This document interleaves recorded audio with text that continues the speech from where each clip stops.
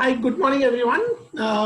Thank you for logging in, and and welcome back to yet another interesting webinar by TeamLease. As you all know, this has kind of become a ritual for us every Tuesday, 11 to 12. We have quite an intense conversation around taking views from the experts. In last 30 weeks, of these webinars, we have covered multiple topics from impact of COVID. To putting India back to work. Our topic for today's discussion is creating formal employment and building agility through new workforce models. Before we get started, let me introduce you all through an expert panelists that we have today. So we have today with us Mr. Rasagjna Prayaga. Rasagjna comes with more than 15 plus years of experience, and large part of his life he spent with, IT giant TCS, and Rasagjna currently is the Director HR for Middle East and South Asia, Smollan, India. Smollan is one of the leading retail solution company globally, and while in India they entered with a JV with Hindustan Levers. I mean, today Smollan delivers growth for clients by covering every aspects of how their brand is being managed across retail environment. We also have with us Mr. Pranay Prakash. Pranay heads the people operations for Delhivery. I think Pranay comes with more than 15 years of experience working with various organizations from United Health Group to Videocon Telecommunications, Reliance Retail, Adecco, and as you all know, Delhivery is in last, I think, decade. Delhivery has become one of the leading supply chain services company. So welcome to both of you on board, and happy to have you as the panelist. So as we thank you, Amit. And we have a lot of diverse experience with us today. Let me just set some of the ground rules. So as we start the Q&A session, I'm sure all of you will have a lot of questions in your mind while we go through the entire session. I request you to please feel free to put all your queries and Q&A in the Q&A tab instead of chat box, because Q&A tab is the one we will monitor and put together all your questions and kind of get responses on the same. Now, without further delay, let me just start with the first set of questions that I have on the topic that we are covering. So I think we've seen a number of new workforce model getting emerged over last few years, and especially got amplified in last 6 months. Models like apprentices, short-term contract, long-term contract, gig workforce. Your thoughts on these new models and how they can shape up, your industry, create more formal employment opportunities. So, Pranay, can we start with you? Maybe a small introduction about you and your response to the question. Sure, Amit. Thank you so much for the wonderful introduction. I think you gave me more than what is due so far, but thank you for that again. By way of introduction, I think you pretty much covered it. The current identity is solely around being with Delhivery for about 5.5 years now, and since this organization scale up, so in the last 5.5 years, I've actually seen quite a bit of a transition in terms of the workforce, right from the various workforce models that we are to discuss, to how the mindset of these people has changed and what is it that people are now looking for, right? So yeah, I think I can add a couple of points there, and then we can move on. So apprentices and all is something which is still more being pushed by the government. If you look at the manufacturing sector, that is where they have traditionally been used pretty well, I would say. With the creation of the various sector skill councils and some of the sector skill councils being more active than the others, right? That is what end of the day ends up driving what the force is, the entire apprenticeship program for any organization for that matter or industry.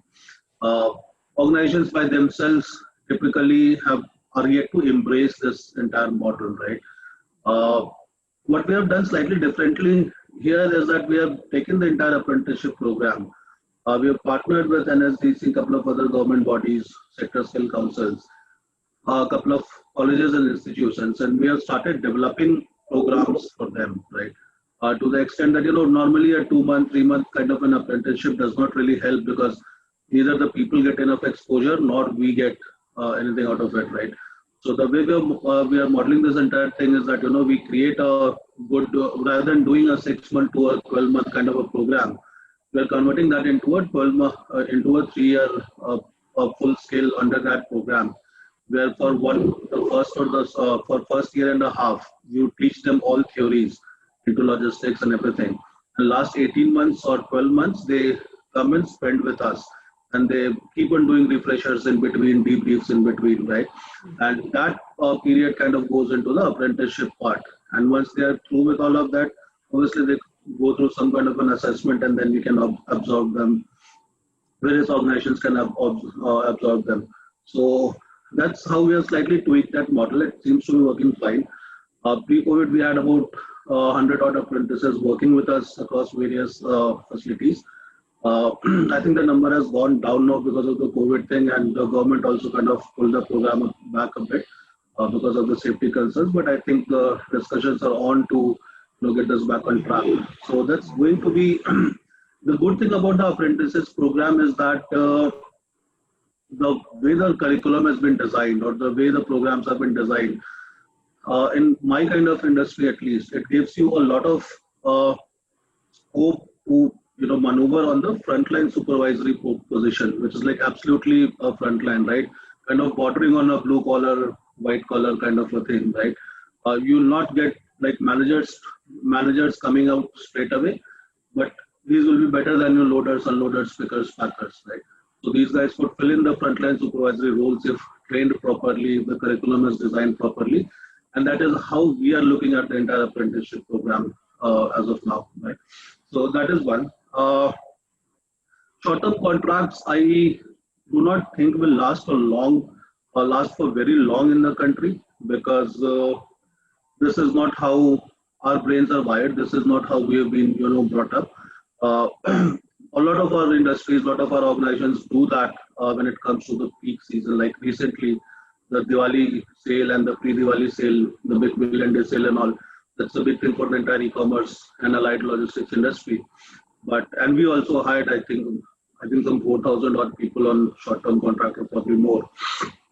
But that charm kind of will fade away with time.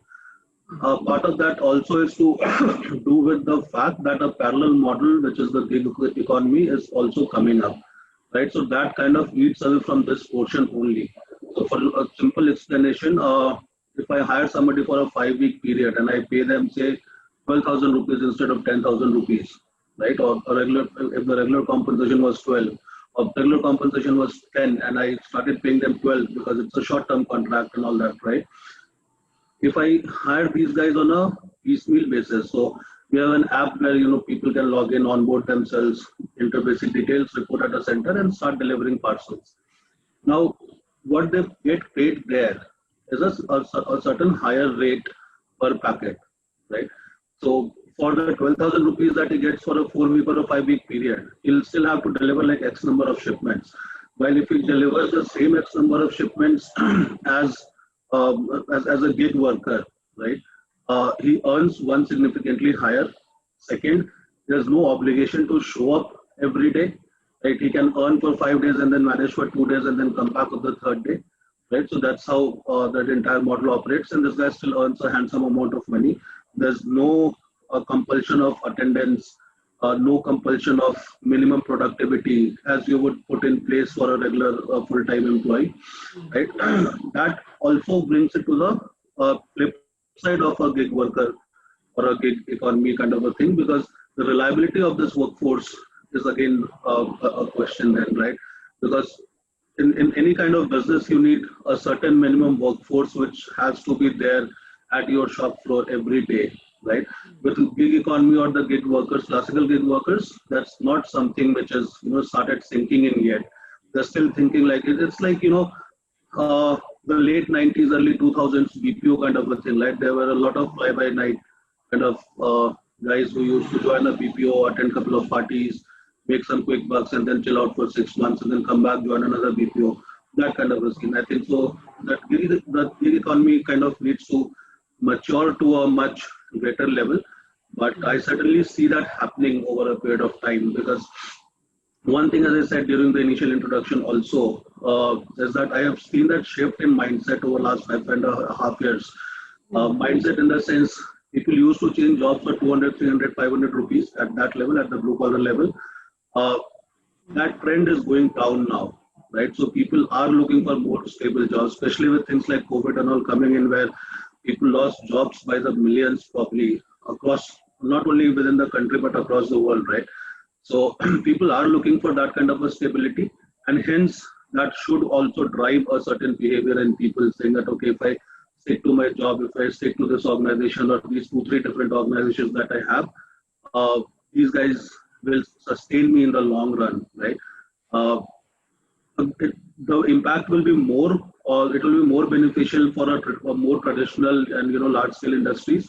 Quick service restaurants, people tried this. They saw that the QSR or the hyper local delivery guys, like the food delivery guys, typically, right? The volumes went down drastically, right? During the initial couple of months of COVID. So a lot of people who were typically working on a gig model there, they lost jobs. I mean, not jobs typically, but yeah, opportunities to earn, right? While when they came to logistics, and what happened, what the government realized in the first week of lockdown was that they need to create a room for essential services delivery, which meant that the traditional logistics company would still operate, and they had to operate, right? So that is where also people saw merit, that okay, this industry is something which kind of can sustain my job, but again I have to be more disciplined. So I think that will work out over a period of time. But yeah, I mean, there's a shift in mindset. It needs to be changed further. But I'm very hopeful that with time that will also happen. Sure. I mean, I think you made a really valid points, because from where we are also seeing, I think there will be concentric circles. I mean, there will be some set of people which you would continue to require on the floor, but the fungibility and flexibility that a gig workforce, an apprentice, and a contract employee will bring is something which will always be there. So.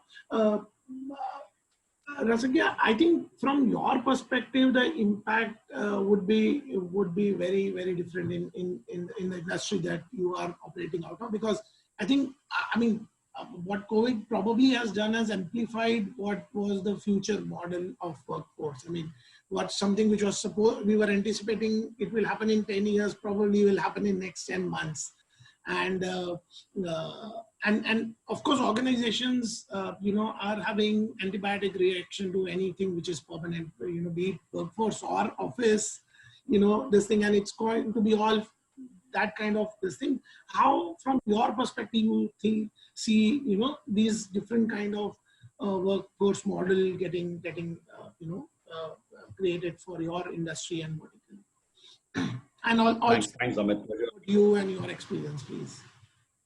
Sure. Thanks, first of all, for the invite. Pleasure being with the audience today. Morning, everyone. I think so. I largely agree with specifically a couple of points that Pranay had said and you've mentioned. From where we are, would it need a lot more thinking to stabilize this alternate workforce models? Absolutely. I don't think the models have matured enough, especially in our side of the world. Now, US is a very different scenario, right? Our side of the world, it requires a lot more maturity and a lot more thinking in terms of, for example, data confidentiality as of a set, security of what goes out and comes back in as a this thing, disciplines, performance standards. I think each industry has to probably specifically create systems and infrastructure to support these alternate workforce models. Often than not, what happens is probably we look at this in isolation, because there's a pool and because there's an opportunity for the next 3 months, for example. And it's quite possible, whether in my environment or Pranay's environment, for examples, that we are tempted to actually take this route because we see an opportunity and we see a ready pool. But what we realize is the infrastructure and the support mechanism is not in place. So I think that plays a larger role. Now, having said that, I think Pranay took close to the ground. So let me take a macro view. I think essentially workforce remodeling and new pyramids being constituted is work in progress for the last at least 2-3 years, if not longer, for a variety of reasons. One, there's an advent of exponential technologies. So we discussed enough and more on how it would impact the work and workspace in itself. That's one. And two, the emergence of the new gen workers in the employable workforce in India and what they prefer to work on and how they prefer their work-life harmony to be in place compared to what probably we guys have been accustomed to or our parents have been accustomed to. So a combination of both these reasons has in fact driven reimagination of work pyramids and reconstitution of workforces. Now, the point that you made is, would it be a radical transition to different models? No, I think hybrid model is here to stay. And each organization, each industry will decide what percentage of permanent long-term employees will form the base versus the shorter terms. Now, what I definitely like to draw is the gig economy going to thrive globally and thrive in India? Absolutely. I think globally it's one of the biggest things that's happening right now. It's supposed to be growing close to 20%, 17-20% annual growth rates, and clock about 500 billions in the next couple of years. Now, what also happened is we might think that some of us have this notion that it's only for the rest of the world and not for India. But actually, statistically speaking, India is one of the top 4-5 gig economies around the world, along with US, Brazil, China, Japan, etc. We currently have about 3 million gig workers. Well, I think if you look at the overall scenario of about 500 million people going to work and 3 million people out of that in gig economy, it's a small number. But it's again, the estimates are that in the next 3 years, it will double, which means about 6-7 million people will prefer to reside in gig economy versus traditional economies. So I think in India, we will see a jump start to how gig economy runs. And when I'm speaking about gig economy, I'm constituting all of these models, whether it's short-term contracts, whether it's fixed-term contracts and things like that. That's from a contextual point. Now, secondly, from a governmental what happens, especially in India, is whether the Digital India program, for example, or the economic package stimulus the government has given, what it essentially is hinting is that we need to create more jobs, and we need to create, irrespective of the model of employment, we need to create jobs. Especially at a time like this when the economy is slowing down, and I think getting jobs is not an easy deal. The silver lining is in gig economy because it opens up doors for several others that are not a part of the formal economy to now come into play. Yeah. Now, who will benefit out of this and how will we benefit? I think 2-3 communities, if I'll have to say. Now, for example, let's take women in our workforce. Let's start there. I think globally, the women participation in workforce is almost double to what it's in India. We have lesser than 25% of women that constitute our employment base. Yeah. Now, with the gig economy opening, I think a lot of women who are as calibered or more calibered for a variety of reasons not forming a part of that base will now join that base. 1. 2, I think let's take graduates coming out of this year. Now, what an year to actually graduate and come out of colleges when there's so much of confusion all around.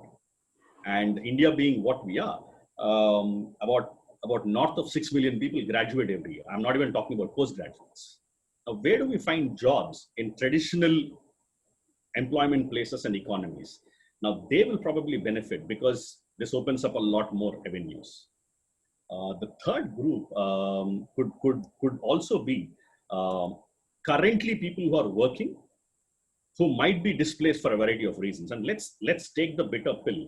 I think the way the work is shaping and the world is shaping, all of us need to be reskilled and repurposed.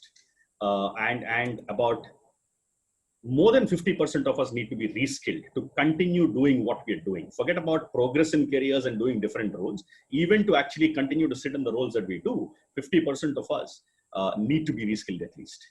Now, when you reskill 50% of the people, it's quite natural that 5% of that 50 people get displaced. Yeah, which means you're talking about, 500 million people, out of which 250 million people, out of which even if it's 5%, it's a significant number. Now, people who get displaced in traditional economy might not go back to employment as easily, but with the gig economy opening, you've got alternate careers that are coming up. So I think from a macro angle, I feel it's all converging very well in terms of where inherently the gig economy was heading and is heading globally, closer home in India, number one. Number two, how the government has been pushing, or without mentioning too much of the jargon, how it's actually opening up avenues for gig economy to thrive in the name of Digital India platform, for example, and other things. Thirdly, because of new people getting onto the employment base who traditionally might not find opportunities. So I think my macro view is it's here to stay. It will grow. Now for my industry, now like you said, for the benefit of the audience, we provide retail solutions, end-to-end retail solutions. And most of our services are out on the field. It is not what I do that I'm not the definition of what my company does. The guys who are actually product consulting, merchandising, advisory, providing advisory services in the market, that's what we do. Now, if you see, that market is very, very, very open to trying out different employee models, because that's what we thrive on. Of course, we have contractual employees that have been associated with us for long, but we also from time to time, for example, a specific offering like tactical activations. The audience might not know, but what typically you see is a lot of new cars in a mall when you go and there's an entire hype and branding and activation that's done.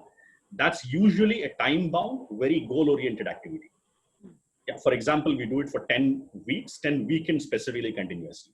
Now, that's a beautiful opportunity for us to actually look at alternate work models, yeah, as an example. So I think in our industry, which is retail execution, largely retail and FMCG, I see the percentages of alternate workforce constituencies growing up significantly in the next 2 years.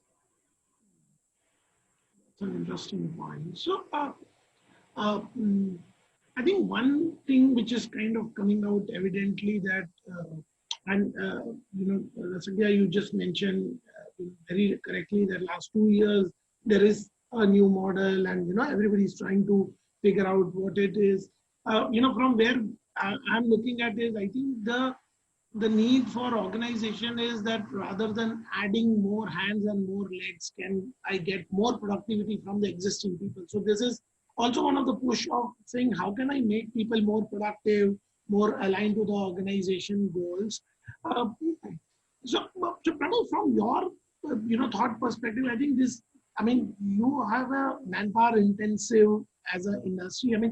What do you think, which industry or the roles will be more aligned towards leveraging through these new models? Is it going to be across the spectrum of profiles in the organization, or is it certain specifics that you have identified? I think your view on that will kind of give a very good perspective. Across roles, possibly no yet, because there are certain roles and beyond which you would want to, keep more stable, more in-house, more skilled kind of, right? Across organizations, I think certainly. I do not think there would be an industry, barring one or two, which could be immune to this kind of an opportunity, or which would want to be left out from this kind of an opportunity. I'll give you a simple example. Forget about warehousing and logistics. That's a given case study, right? But today, if you want to develop an app, right, what would you typically do? Either you have an in-house tech team who does that for you, right? Or you hire an external agency and they do it for you, right? Or the third option, which has been around for a while, not very mature yet, but the option has been around in a while, is post that on Upwork and somebody will come up and do it for half the price or probably lesser. right? So those are typically, or what we used to call as freelancers, right? So far, are typically those gig workers, and the mindset, as we all just spoke about, as and when the mindset changes, right? Uh, you'll find more and more of these people, right? Because if you go back to the origins of the compensation theory, right, it is assumed that all of us were sent into this world for leisure, and the time that you give away from that leisure is what you get compensated for, right? That is where the entire compensation theory generates or originates, right? So, and that is the thought which is again coming back from for people, right? So people are saying that, okay, I would need to work because obviously I need to earn some money, I need to do something, I have a certain set of skills, I want to impart those skills, transfer those skills to people by way of work or otherwise, right? And I need to earn money, right? But I also need time to chill out, right? I mean, just wait for the international flights to get over, or to start, right? I mean, another 2 months, 3 months, 5 months, 6 months, whenever that happens, eventually they'll start the international flights, right? Just wait and see the number of people who will be willing to travel across the world again, irrespective of pandemic, no pandemic. Right. People are not traveling only because the flight restrictions are there in place right now. Right. So people are going back on the leisure thing again and again. Right. So, and that is one small example. Right. We have tried this so many times. The entire Upwork model works on that, right? A lot of professionals have, for a side income, probably they do some stuff on Upwork, maybe a creative writing a blog and stuff like that. Some do it out of passion. Some started doing it out of passion. They realized, okay, this could be a full-time career option without being the obligation of reporting to office or adhering to a 9 a.m. to 6 p.m. kind of a time. They can still make more or less the same or similar kind of money, and they can be happy about it, right? And then there's a and there are labor intensive companies, right? Look at the small finance companies like Home Credit and multiple others of that sort, right? There's always a season where they need to push their sales, right? Or small loans and all of that, right? Now you're not going to hire full-time people for that, right? Uh, all said and done about the ease of doing business is still not that easy. There's still some way to go for that, right? So what do? You hire contingent worker only, right? Somebody who can, go stand inside a mall, a group of 4 5 people. Or the example that Rasagjna gave, right? I mean, a new vehicle is being launched. You put it inside a mall. You need some 5 people. There'll be 1 or 2 sales guys who would probably be from the organization and will talk about the vehicle and everything. But there are 3 4 guys assisting this person. If that campaign goes on for 15 days, those 4 guys are not going to get hired on a full-time basis, right? They'll come on a very short-term contract, which is a 15-day contract basically, and they might get paid whatever. That's a different issue altogether, right? So that model across industries, I think across most industries will hold good, right? Whether that will be across all roles, I don't think so, because there will be certain roles where the organizations would want to have a certain expertise, a long-term association, because those roles would have a larger impact on managing these models also. Over to you. Yeah, got it. So, uh, so yeah, I mean, from your perspective, I mean, your views, because I think if you look at the recent labor reform, which is kind of come in, is of course a step forward to see how can we make the not the unorganized staff to move in an organized space and stuff like that. And also it's now including the gig workforce, under the ambit of social security and, things like that. So that's one movement which is happening, towards making them, formal employment. I mean, India, we have 75% plus under the unorganized sector, right? So that kind of move is happening.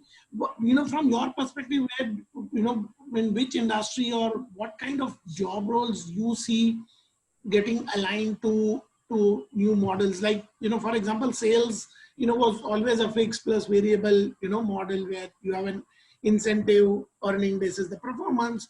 But with a gig workforce or a contract employee, in various different channels, how do you think, which are the kind of roles which will kind of fit in, which organization can try in, various different buckets of these new models?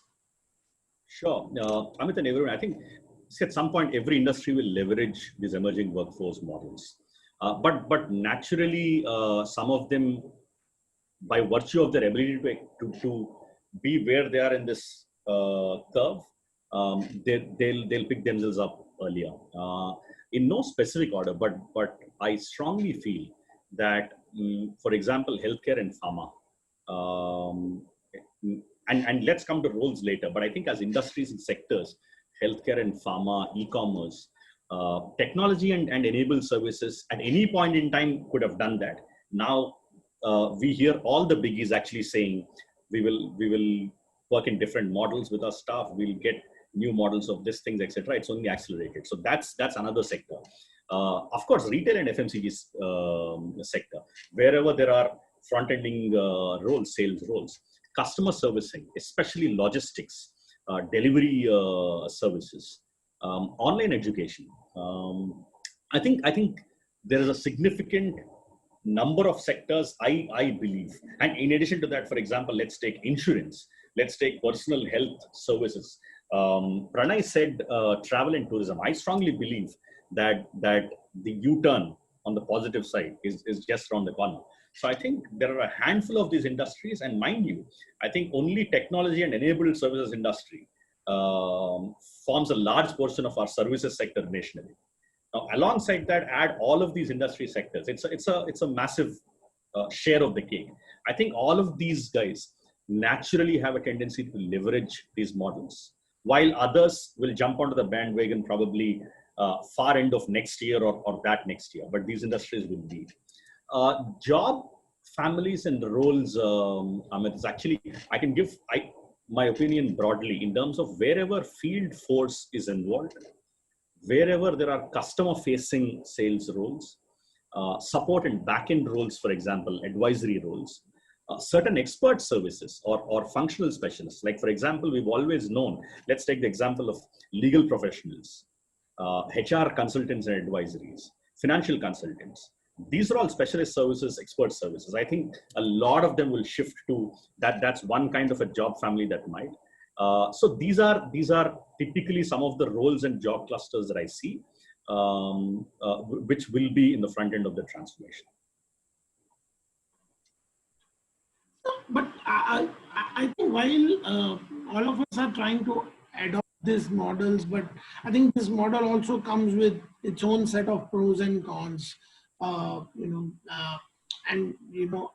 of course have an impact on business outcomes. Now, how you think Pranay can help to build an agility in operations with this model, around? Because I think a lot of organizations, while you mentioned that in delivery you have tested some of these models from apprentice to contract employment to hiring people for a specific this thing, what's your advice on on how can agility be brought in the operations to run this? Because it's not easy to have different models in the organization and run it with the agility that you always want it to be. So what's your advice and view on this? Okay, Amit. So I think there are 3, 4, or maybe 5 broad pointers which could be the decision factors for any organization. I believe when it comes to making a decision in terms of which models to use, what percentage, and and what time, all of that, right? And I think all 4 or 5 of them are kind of linked to each other. One kind of leads onto the other. I think the first thing, purely from an organization perspective, the first deciding factor is going to be the reliability of the workforce, right? I might want to use apprentices or a gig workforce or a short-term contract person or whosoever, but the person has to be reliable not in the sense of personal integrity and all, obviously that is given, but more from a showing up perspective that, if I employ you, then you better show up to work. Right, so that's going to be the first, I think, deciding factor for us. And obviously, as I say this, I'm assuming that I'm hopeful that all these will mature over a period of time. That kind of leads on to also the kind of skills that these people are willing to bring in. As Asanya rightly said, right? In a most, I think about 40-50% or whatever number of cases, but a fairly decent number of percentage of cases, people need to upskill themselves or reskill themselves even to be able to sustain their existing jobs. Forget about a career progression or a transition, right? So one is reliability, second is the skills that they bring in, third is how productive they become or how attached they become, because they also know in the back of their head that we are with this organization for say X months or X weeks, right? Now, how does that bring attachment to the organization, or how serious would it make them when being on the chairs that we hold for so long? Uh, Most of our time is spent upon amalgamating the employee and the organization, right? How to align what both of us are doing, going in the same direction, and the entire goal and performance and all that stuff, right? So how aligned are we? Are these guys going to be to the organization? And that kind of faces a different set of challenge for people like us, right? And obviously, at the end of the day, it boils down to the cost also, which may not be as huge a factor, because then that this is going to last only for a very short term. Say, for example, if you are hiring somebody for a 4 week, 5 week kind of a period, right? Okay, this guy will not be around for 5 weeks. You can do a quick cost benefit and say, okay, even if I'm paying 2% extra or 3% extra, so be it. But then my job will be done and I'll be done with the entire assignment and the engagement, right? But yeah, cost obviously is going to be a deciding factor. Uh, I think the fifth point, which kind of over encompasses all these four sub points, is the maturity of each of these categories of workforce, right? I mean, their ability to understand what they are here for, right? Their ability to bring what they're expected to bring to the table, right? Unless that happens, and I think there's no government agency, and I think we have relied upon the government long enough to do all of this. They have created some platforms here and there. Some of them are working, some of them may not be working, some of them might take time to work. But I think end of the day, the need is ours, and that's something that we need to realize, right? And we'll need to ensure that what if somebody comes as a contingent workforce, a gig worker, right? And being a gig worker, this guy is working with you for say about 6 weeks, or maybe 2 months, or 3 months, or 4 months, whatever. Are you open to taking that person on a full-time engagement basis, right? Is the person open to coming to a full-time engagement basis? Because come on, you've been working with me for 5 months now on a gig model, right?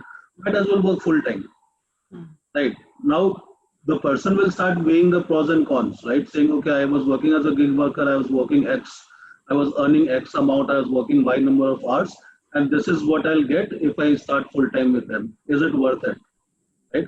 He might be happy doing the gig thing for the rest of his life.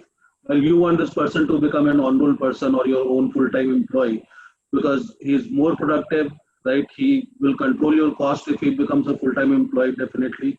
He can actually train a whole lot of other people, into what he's doing better and why he's earning that much, or the various other things that this person can bring in.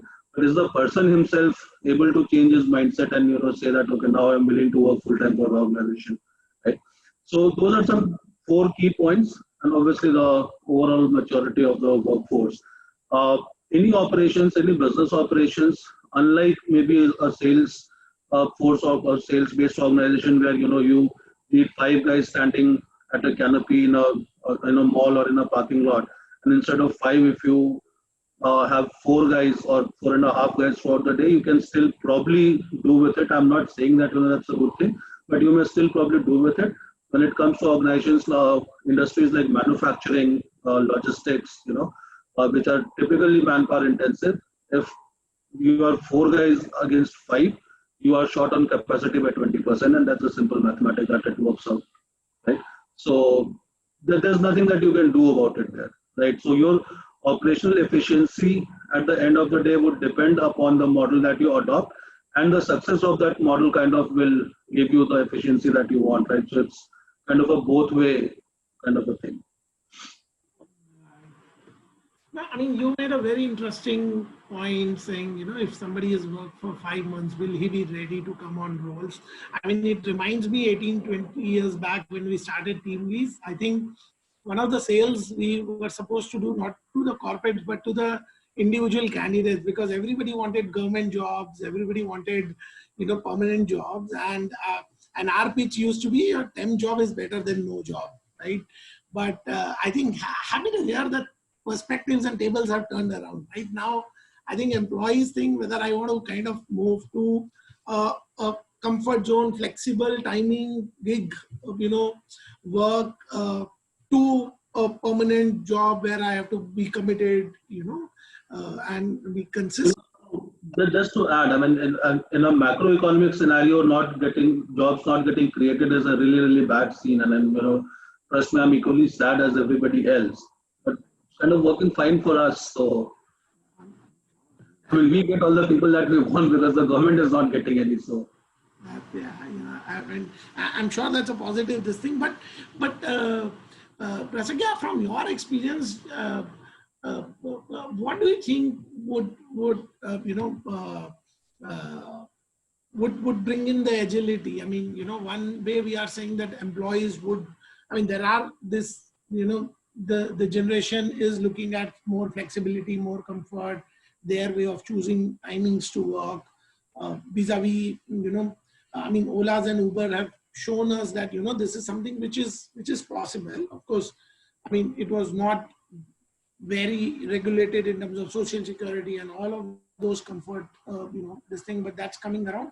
What's your view, and how can we build this, as a operation which is more agile in nature? How do we motivate people to kind of, stick with us as gig workforce or not? I mean, what's your view on this? Sure. I think Pranay has made some fundamental points that pretty much covers in terms of what value do you bring, what skills do you have. So I'll keep all that aside for the fear of repetition. I think when we look at new employee models, I think what we probably seem to be missing is to actually think of work and not workforce for a minute. The way our work is arranged traditionally has been with the view that everybody will come to office, they will do these jobs and then they'll go, and there's a physical setup, there is a work discipline, etc. How about for a minute we see that we're at a great vantage point right now to move into a lot more dispersed and agile team setups. For example, small output-based tribes that come, deliver a small piece and go, which essentially means even before we look at the kind of employees or what kind of employment model we want to introduce, to actually take a hard look at the kind of workflow that we have built over the years. And then say, how do we creatively break these away from more permanent project structures with heavier supervisory layering into a model that allows smaller pieces of work to be done from wherever it is, by whoever it is. Of course, I'll go back to my very first point, with information being safe, with protocols being maintained, and with technology, it is possible. Imagine advent of blockchain, precisely that. You put it on a blockchain, give it on the open market, anybody can put their hand up, do it and send it back, and it's encrypted end to end. So I think it's creatively and necessarily looking at how we've organized workflows in most industries and companies, number one. And this is to Pranay's point around efficiencies also. I think the moment we look at how the work is flowing today versus what are possibilities that we have not explored, either because we have not thought of it or because we thought it was not necessary. Now, if we look at it, I think then there's a lot more opportunity. So that is the factor I will say. So once as we are talking, we are, for example, even in our organization, we are looking at all of these processes. Let's take finance processes, let's take people processes, and saying, now, how can it be creatively broken down into smaller pieces and then given so that it can all be done, come back and tied up together, number one. So I think the way work is organized is definitely one. Two, I think how are our job roles typically clustered? How are our competencies defined? Or do we have a benchmark? Because when we do have a benchmark, And then Pranay made that point. You know where the gaps are, and then it's an easier bargain to say, do I train, invest, and then wait for the return on investment, or do I actually go out and buy in whatever form I can buy through different employment models? So second factor for me is, do we have a benchmark of competencies that we currently hold at an organization level? Do we know the gaps, and how do we want to fulfill it? And there's an interesting report that I was reading, which says, it's from the World Economic Forum, which says about 65% of organizations are actually saying, we are confident that we train our staff and in less than 1 year, we get our return on investment back. So it's less than 15% of the people who are even now wanting to, stick their necks out and say, we will try different things. Because I think we are wired in a way to say, now we currently have this population, how do we make best use of them? Than to say, look at alternate models as sporadically as we can.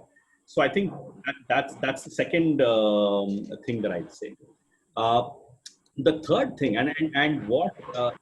third thing, what I would also think is, and very essential in the newer models, is how agile is our performance management and measurement system. Because we are very accustomed, and tying into my first point around how the work is organized, that we do an end of year assessments or biannual assessments, things like that. So the more we are going for agile workforce models and short-term contracts and hop-on, hop-off rides kind of arrangements, what it requires is for our performance management system to be so agile that even if a guy works for, imagine 4 guys have done ticketing for us for 4 days. At the end of it, we need to say, actually create a leaderboard and say, this guy has done best versus this guy, and on this consistent series of parameters. While today, I don't think as organizations, most of us are geared enough to drive our performance models as agile and manner that will support it. Yeah. So that's one more factor. Do we have that model to embark upon different employee models? I think these are 3 things beyond what Pranay had said that I think. And of course, lastly, let's not forget that we are commercial ventures for a second. True. I think it depends on customer contracts and purpose and values that we're drawing. That will determine whether I'd want to actually put my money in a long-term fixed deposit versus intraday trading, for a lack of better words. So I think these are some factors that I'll consider. No, I think very important and valid point. I think how well when they get onboarding, they are clear about their goals and KRAs and how with agility we monitor and showcase to them. I think that kind of, definitely gives a lot of thought clarity. In fact, just as a afterthought, I think a lot of them I see when you book Uber, even before the driver comes, you go and see what the rating of the driver is. Yeah, that's an agile performance management system, and that's a holistic, because the riders are giving, the organization is giving, you see that, you do that. Now, whether the driver was there for 1 day, made 10 trips, or has been with them for 1 year and made 1,000 trips, you still have those algorithms running. And those are the kind of models which will ensure that we have employees or that we have staff hopping on and hopping off as much as they want, or as much as the organizations want. Absolutely. And also, like you mentioned, I mean, there are, there's 15-20% of employees who are always, bundle of energy, who are always to try out new things. And they are probably the ones who help lead the organization in the direction that, it should always be. So, Pranay, just advice for all the other, HR people. Now, what should be the HR function, and how do you think HR function should evolve to manage these new models? Any learnings that you would want to share, on how should an HR function evolve to hold on to these new models? I think giving advice to people out in the fraternity is kind of a big task, so I'll park that for Rasagjna and yourself. But and I honestly think I'm not there yet. I'll start doing. So Pranay, you are on both sides. You have been on, you've worked with Adeco, on the other side of the table. You've spent a large amount of time in, big organization. I'm sure there are a lot of learnings and people can. Yeah, so I mean, I'll rather call it sharing of learning rather than giving people advice. Please. Right. So, see, the way I look at it is there are a lot of challenges, right? Especially when it comes to huge workforce organizations, most of them which are blue collar, right? We have discussed various models. We have, I think, unanimously agreed that most of these models are still maturing and they'll take time. We do not know how much, right? There's no kind of a crystal ball kind of a scenario here, right? Only piece of advice is, or in fact, the learning that we have had is to keep yourself as agile as these models themselves, right? The moment you get stuck up with one or two of these models, I think that is where you stop thinking beyond, right? So that's for us to be able to continue to think beyond, and to foresee what is coming up or how things are shaping up. I think we'll have to keep our thoughts as agile as any of these models put together. That's one. And when I say agile, obviously be on the feet to start thinking and be willing to change very rapidly also, right? Because business models will change. I mean, tomorrow, and I think Rasagjna had a very valid point, in terms of how our work is organized or structured, maybe in a given workplace, right?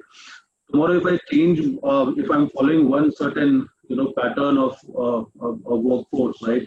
I mean, one part of it is taken care of by the gig workforce, second is by a more permanent employee, third is by a short-term contract, and so on and so forth, right?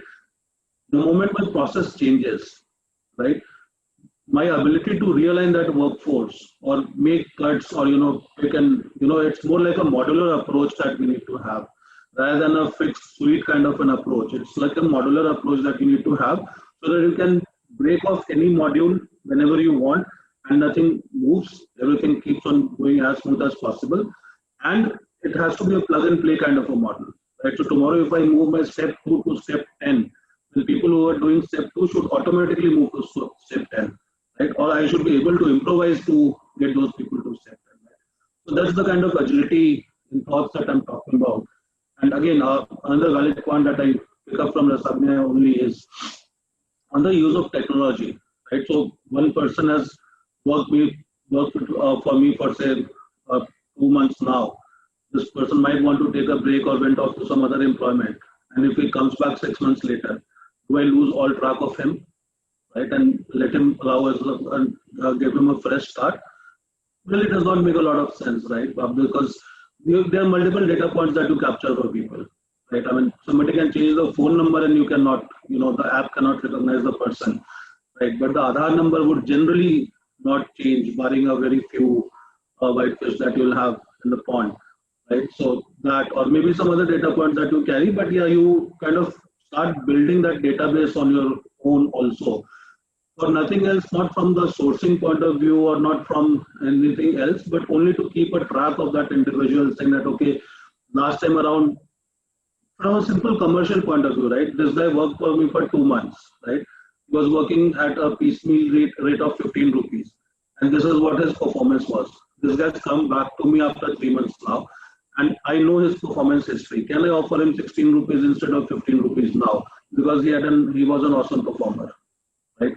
Or can I pitch to him and shift him into a different kind of a model with a slightly higher payout?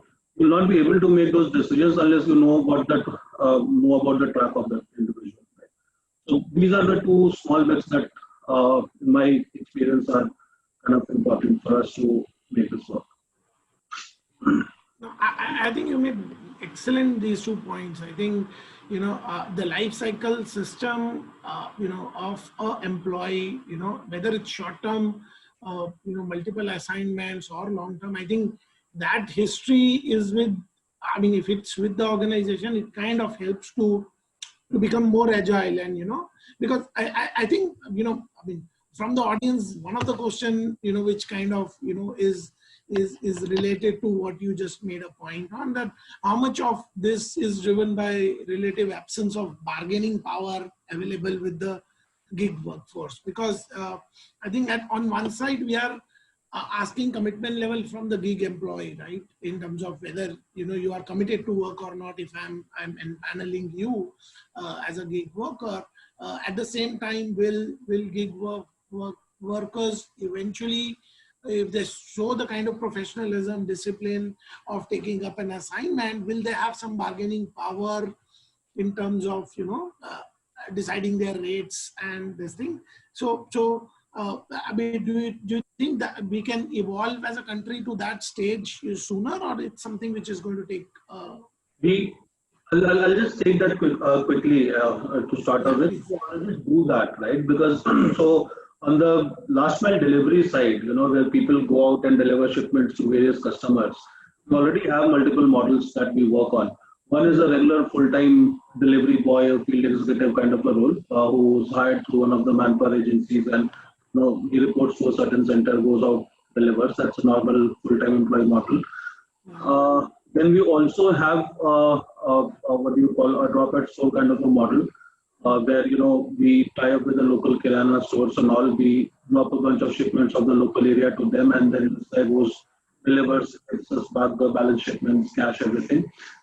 Third is the agent program that we have, which typically is the gig model that we have been talking about, where people, kind of, they're more like field executives only, delivery writers only, but they work on a piecemeal basis and they're not on anybody's payroll. So we pay them on a weekly or a fortnightly basis directly into their account based on the number of shipment and closure. We have got the right technology, which gives them also the visibility that, okay, these many shipments I closed today, or this was my productivity today, this was the agreed rate, and this is the amount of money that I made. In 2 weeks' time, this is the amount of money that will be credited to my account. Right? So we have that also. On top of this, there are certain locations which we found were more critical to serve or service our clients, right? We kind of took it a notch higher, right? And it's more like that is where the actual gig thing kind of works in. So, for example, if some part in Hyderabad, right? I have these agents who are coming in, and this, let us assume they operate at a 15 rupee per closure kind of a model, right? If the surge is higher or surge is worse that all these models put together cannot control, then what I activate is the actual gig workforce, where there are a bunch of people who have been onboarded, who are sent out a message only in that kind of a search case, and they are paid instead of a 15 rupee or 25 or a 30 rupee kind of a thing. Right? But these guys can actually command their price. So the commitment that I have from them is that they'll come in when they are called for, but and the reverse commitment from our side is that we'll pay them a significantly higher rate. On a normal paying basis, if they want to come and work, they can come and work at a normal rate. Right? But if they're called out in a distress kind of a situation, then they command that rate, they demand that rate, and we pay them for that. But the understanding also is that they'll show up when we ask them to. Right? So that is kind of a true gig thing. So that kind of, I think, partly answers that question that yes, not in all of cases, but in some of the cases, people would be able to command a certain price because of maybe an added factor of reliability, or maybe whatever else is there, or maybe a given productivity that these guys promised me that, okay, you pay me 25 rupees per shipment in a case of surge or in a case of stress, I'll come and I'll deliver some 50 shipments for you every day. And you pay me at 25 rupees. Why not? And I know that that is going to last only for say about 5 days. This guy also knows that it's going to last only for 5 days. So those 5 days he makes his money. My center is stressed. Everybody wins. That's an interesting point. So if you are committed, if you are disciplined and delivering what is expected, I think you do have a chance of eventually being able to bargain a rate and this thing. So that's an interesting, way of monitoring. So, Rasagjna, traditionally Indians have been brought up, with the notion of getting a stable job. A stable career, and you go do your schooling, you do a higher education, and then you move. Would you think skilled and specialized workforce would also be comfortable in this gig kind of setup? As we move ahead, I'm sure that percentage is also going to kind of expand, and you were sharing views, around that globally, all the other advanced countries have already, moved, far more ahead in terms of the senior resources and, skilled resources also getting into the comfort. So this has been an interesting question. I thought I should, check with you on your views, on this. Sure. Amit, I think taking off from what we were discussing, I think for the first question, let me start by saying, as the industry matures and the rules of the game are laid out, everything else falls in place, number one. Number two, I think your bargaining power always is a function of expertise one brings to it. Why do we pay certain lawyers so much more than a lawyer under a tree? That's called expertise or skill, right? And this is cutting across jobs. You pay qualified drivers more. You pay qualified security guards more. You pay so qualification, skills, expertise is what rides bargaining power.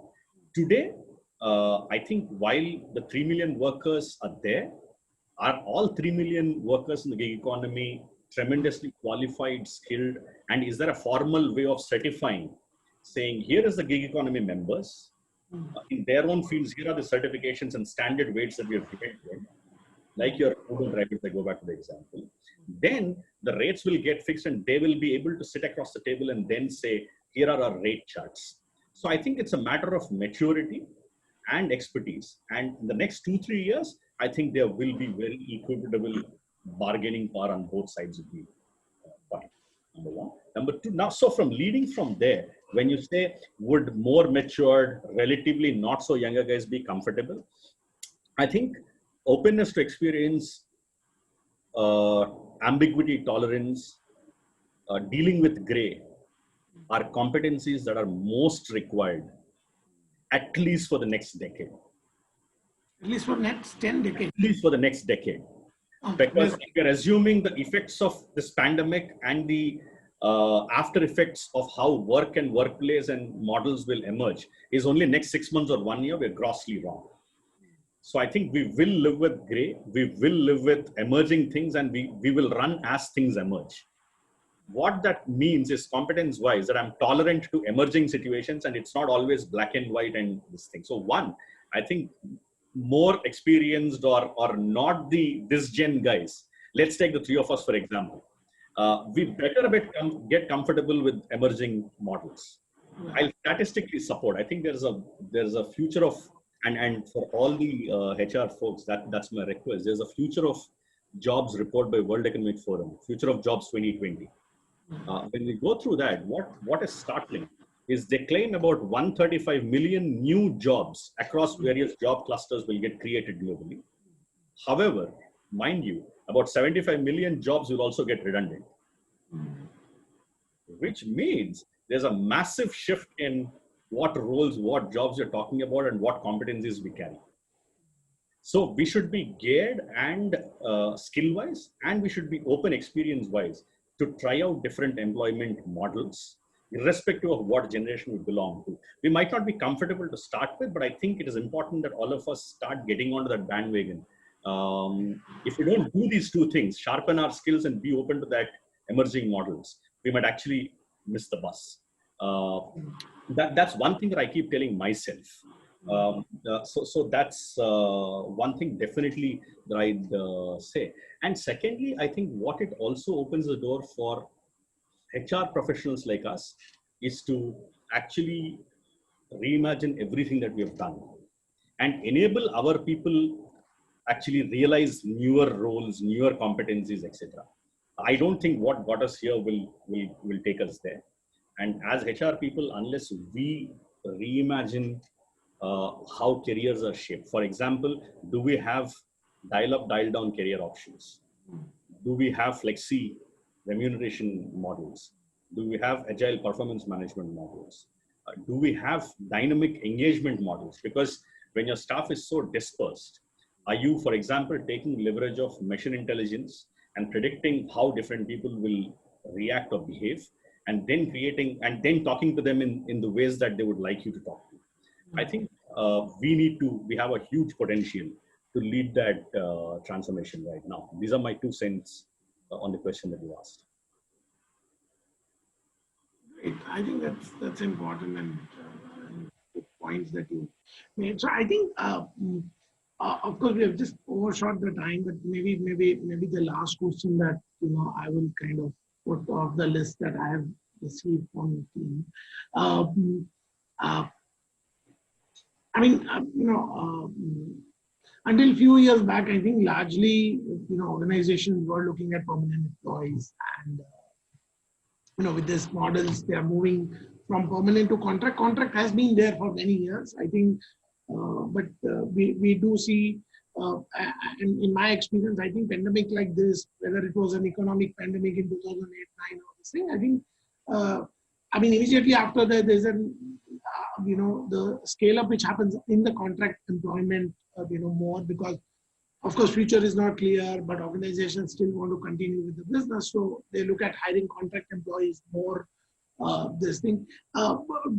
Would you think this is the way it's going to be a sustainable contract employment for future, or it's going to be just for next 6 months, 1 year, 2 year, and then probably it may again go back to a permanent employee kind of a model? So whether this new model will be sustainable in your view in future? Of course, none of us are astrologer, but in your experience, do you think how this thing? This is the last question. Both of you can put in some of your thoughts on this, and before we wrap up. Sure. Pranay, would you want to go first? No, after you listen. Sure. So thanks, Pranay. I think there is yet another. There are a lot of researchers, a lot of studies going on, because I think researchers are having a field day. Forget about everybody else. There's a very interesting study that says almost about 75% of our, and it's a global study, 75% respondents said they imagine flexi, long-term, flexi kind of work arrangements and dispersed work assignments actually staying here for good.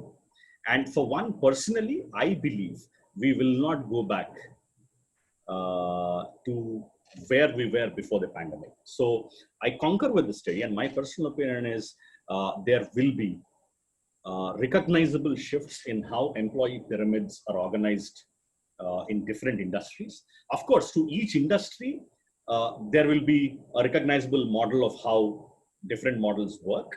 But I think to each industry, they will redefine what are the constituents of their employment pyramid in different percentages. And that will be seen in the next 2 years, is what my gut is. We will not completely go back to where we were before the pandemic.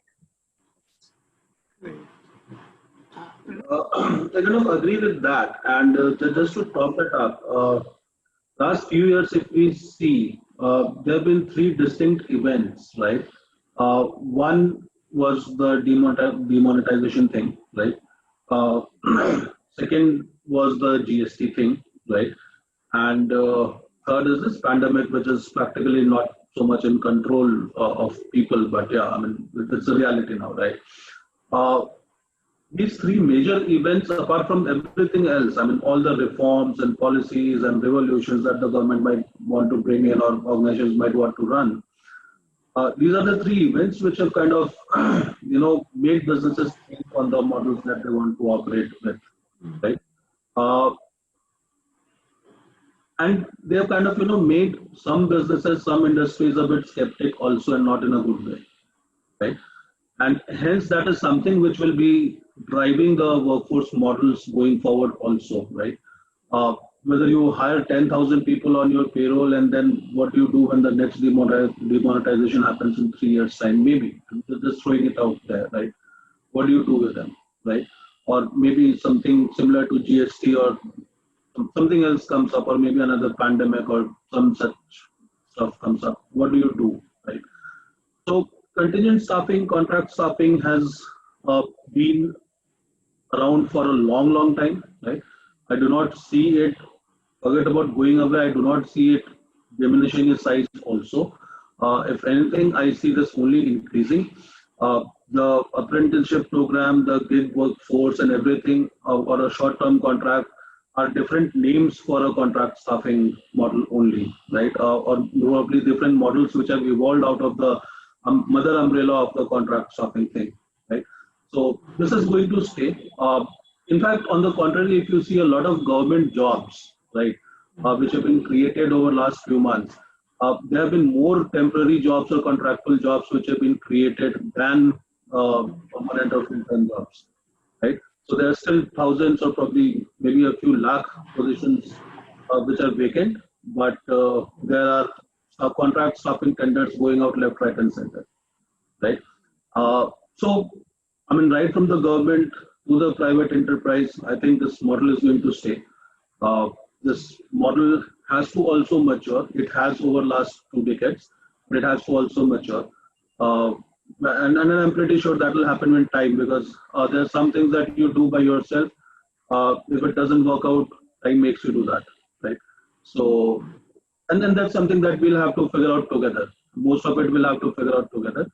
So yes, I totally agree that this we're not going back to the earlier model of building up huge workforce of full-time employees.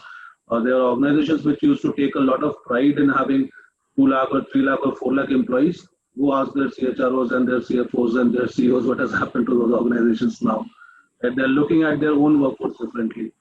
And they must be wondering, I'm pretty sure some of them at least must be wondering, had they shifted to a different model 3 years back, would they have been in a different position? The answer is certainly yes.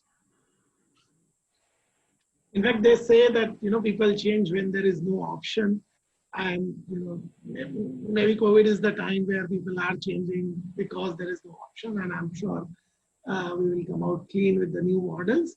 I mean, thanks a lot, Rasagjna and Pranay, for taking out time. I think it's been quite an insightful learning for all of us, and thank you for taking out time. It's been a pleasure to have both of you. Pleasure connecting with you, and Amit. Thank you so much. I think I enjoyed this more than the two of you did, certainly. I can't concur more. Thanks, everyone, and thanks to the audience as well. Thanks for the invite. Thank you to all the audience. Thank you. Have a good day. See you next week. Bye. Thank you.